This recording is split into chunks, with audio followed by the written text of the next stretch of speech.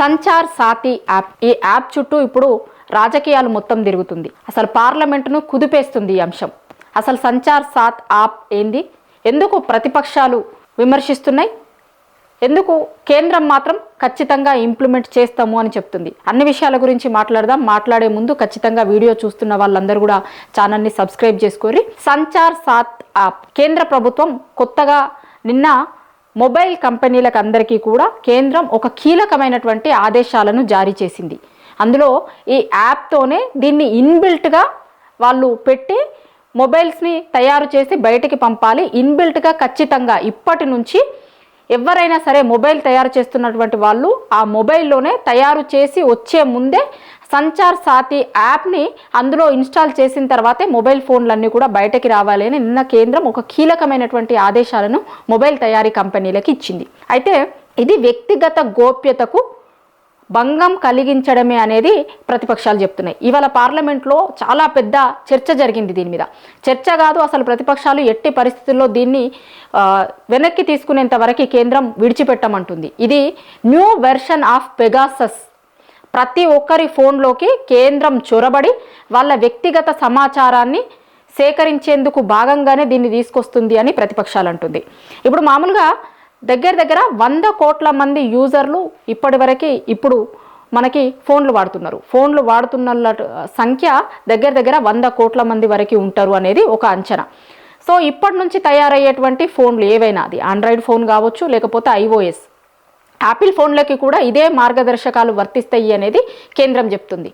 ప్రతి మొబైల్ ఏదైనా సరే బయటికి వచ్చే ముందే, మార్కెట్లోకి వచ్చే ముందే ఈ యాప్తోనే బయటికి రావాలి అనేది కేంద్రం పెడుతున్నటువంటి కొత్త నిబంధన. ఇప్పుడు అయితే కేంద్రం ఏం చెప్తుంది అంటే దీనికి ఇప్పుడు మొత్తం సైబర్ నేరాలు పెరిగిపోయినాయి చాలా ఎక్కువగా. ఇప్పుడు జరిగేటువంటి నేరాలన్నీ కూడా సైబర్ నేరాలే జరుగుతున్నాయి. ఫోన్ల ద్వారానే ఈ నేరాలు అనేటివన్నీ పెరుగుతున్నాయి. మనం ఎక్కడ చూసినా ఎప్పుడు చూసినా కూడా ఇప్పుడు జరిగేటువంటి నేరాలన్నీ సైబర్ నేరాలు, ఫోన్ ద్వారానే చేస్తున్నటువంటి నేరాలు ఉన్నాయి. కాబట్టి వాటిని అరికట్టేందుకోసమే మేము ఈ యాప్ని తీసుకొచ్చినాము. దానివల్ల సైబర్ నేరాలని అరికట్టొచ్చు. అట్లనే ఫోన్లు పోతే గనక మళ్ళీ తిరిగి తొందరగా కనుక్కోవడం కోసమని ఈ యాప్ పనికొస్తుంది అనేది కేంద్రం చెప్తుంది.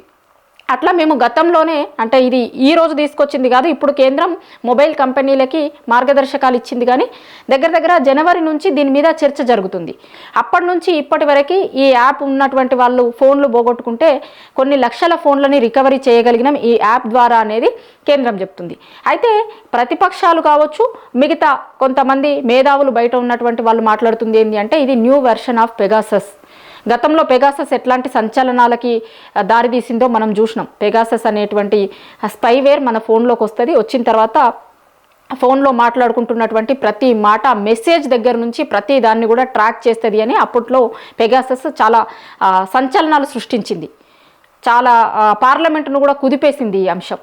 సో ఇప్పుడు తీసుకొస్తున్నటువంటి యాప్ కూడా ఇది న్యూ వెర్షన్ ఆఫ్ పెగాసస్ లాంటిదే. అసలు వ్యక్తిగత గోప్యతకు భంగం కలిగించేటువంటిది ఇది. ఎప్పుడైనా సరే వ్యక్తులకి ప్రైవసీ అనేటువంటిది ఇంపార్టెంట్. ప్రభుత్వాలు వ్యక్తుల గోప్యతకి పెద్దపీట వేయాలి, కానీ కేంద్రం దీన్ని కాలరాస్తుంది అనేది ప్రతిపక్షాలు చెప్తున్నాయి. ఒకవేళ వాళ్ళకి ఇష్టం ఉంటే కనుక యాప్ని ఇన్స్టాల్ చేసుకోండి అని చెప్పొచ్చు, కానీ బలవంతంగా ఆ యాప్ని వాళ్ళ మీద రుద్దడం ఏంది, మొబైల్ కంపెనీలకే ఇట్లాంటి మార్గదర్శకాలు ఇవ్వడం ఏంది అనేది ప్రతిపక్షాలు ఆరోపిస్తున్నటువంటి మాట. మీరు ఎక్కడ ఉన్నా, ఎవరికి ఫోన్ చేసినా, మెసేజ్ చేసినా, లొకేషన్ డాటాతో సహా మీ వ్యక్తిగత సమాచారం మొత్తం కూడా కేంద్రం చేతుల్లోకి వెళ్ళిపోతుంది. మీ మీద ప్రతి నిమిషం ప్రతి క్షణం నిఘా ఉంటుంది. లొకేషన్తో సహా మీరు ఎక్కడ ఉన్నారు, ఏం చేస్తున్నారు, ఎవరితో మాట్లాడుతున్నారు, ఏ టైంలో ఎవరికి మెసేజ్ పంపిరు, లేకపోతే మీరు అంటే ఏదైనా సరే, ఇంకా మీరు చేస్తున్నటువంటి షాపింగ్ కావచ్చు, లేకపోతే మీ బ్యాంక్ డీటెయిల్స్ కావచ్చు, ఇట్లా మీ దగ్గర ఉన్నటువంటి ప్రతి మీ వ్యక్తిగత సమాచారం మొత్తం కూడా ఈ యాప్ ద్వారా కేంద్రం చేతుల్లోకి పోతుంది. ఇది ఖచ్చితంగా వ్యక్తుల గోప్యతకు భంగం కలిగించేదే కదా అనేది ఇంకా కొంతమంది వర్షన్. మరి ప్రభుత్వం దీన్ని వెనక్కి తీసుకుంటుందా? ఆల్రెడీ మార్గదర్శకాలు రిలీజ్ చేసింది. యాపిల్ లాంటి సంస్థలు దీన్ని వ్యతిరేకిస్తున్నాయి అనేటువంటి వార్తలు కూడా వస్తున్నాయి. మేము ఈ యాప్ని ఇన్స్టాల్ చెయ్యము అనేటువంటిది వాళ్ళు చెప్తున్నారు అని అంటున్నారు. మరి మిగతా మొబైల్ కంపెనీలు దీన్ని యాక్సెప్ట్ చేస్తారా? కేంద్రం ఇట్లనే ముందుకు పోతుందా, లేకపోతే దీన్ని వెనక్కి తీసుకుంటుందా? ఎందుకంటే ఈరోజు పార్లమెంట్లో చాలా పెద్ద ఎత్తున చర్చ జరిగింది దీని మీద. అసలు ఎట్టి పరిస్థితుల్లో కూడా ఒప్పుకోము, బలవంతంగా దీన్ని రుద్దేటువంటి ప్రయత్నం కేంద్రం చేయొద్దు అనేది ప్రతిపక్షాలు చెప్తున్నాయి.